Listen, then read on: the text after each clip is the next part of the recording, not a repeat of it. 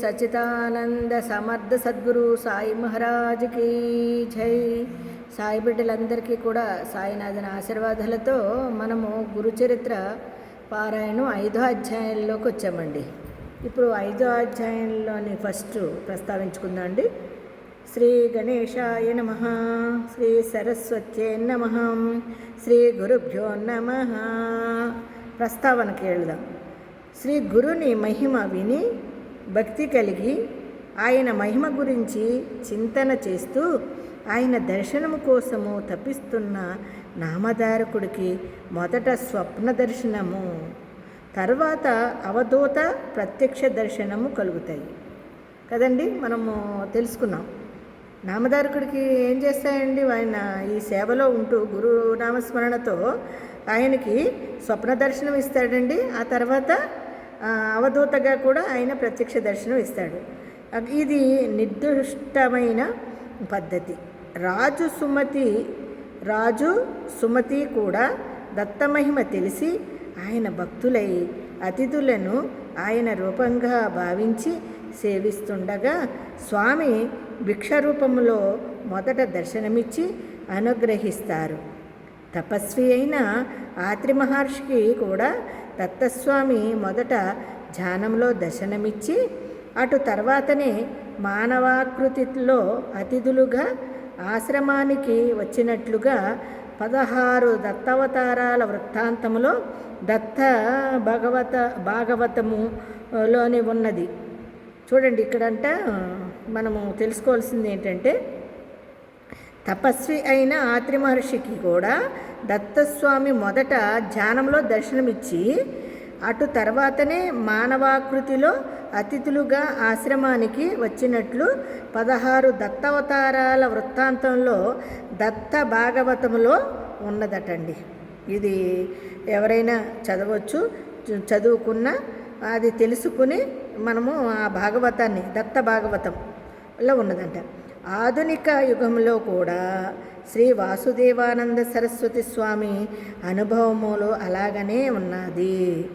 చూడండి, అందులో కూడా శ్రీ సాయిబాబా శ్రీ వాసుదేవానంద సరస్వతి స్వామి అనుభవములు, ఆధునిక యుగంలో కూడా శ్రీ వాసుదేవానంద సరస్వతి స్వామి అనుభవములు అలానే ఉన్నది.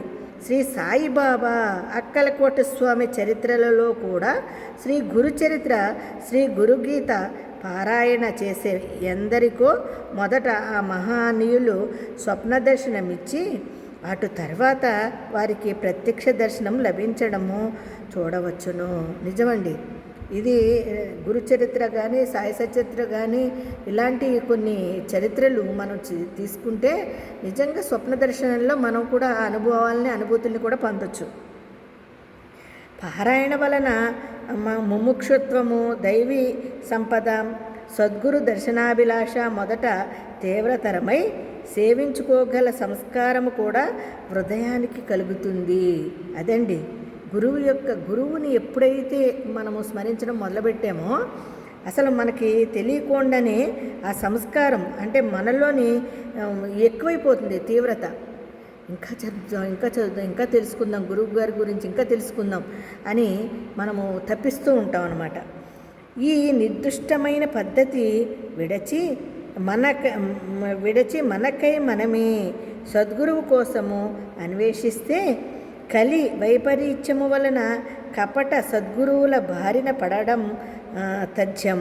అది మనం ఎప్పుడైతే ఇది నిర్దిష్టమైన పద్ధతి విడచి, అంటే ఒక పద్ధతి ఒక క్రమము లేకుండా మనము ఎలా పడితే అలాగ ప్రవర్తిస్తే గనక సద్గురు కోసం అన్వేషిస్తే కలి వైపరీత్యము వలన కపట సద్గురువుల బారిన పడడం సాధ్యం.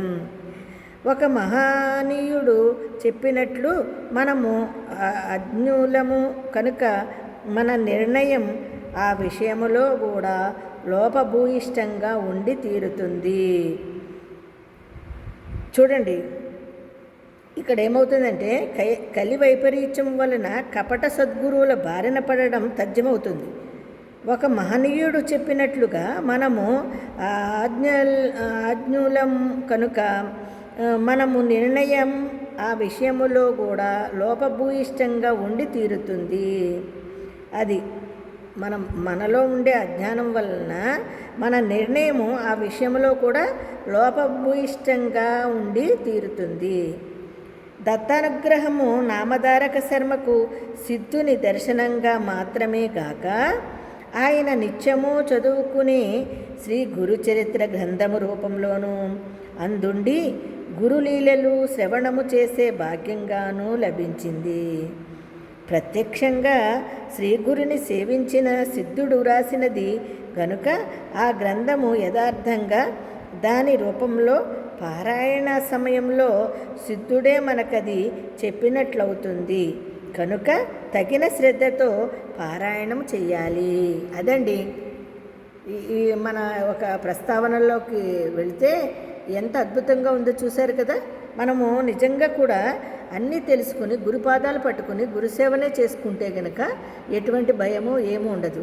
లేదంటే గనక మనల్ని అజ్ఞానం వెంటబడుతుంది. దాని నుంచి మనము మళ్ళీ గురుసేవలోనే ఉంటేనే మనం మళ్ళీ యథాస్థానంలోకి రాగలుగుతాము. మన భక్తి కూడా వృద్ధి చెందుతుంది. కాబట్టి గురుచరిత్ర పారాయణంలో 5వ అధ్యాయంలోనే ఉన్నామండి. రేపొద్దున్న కథారంభానికి వెళదాము. అంతవరకు అందరికీ సాయిరామ్ అండి.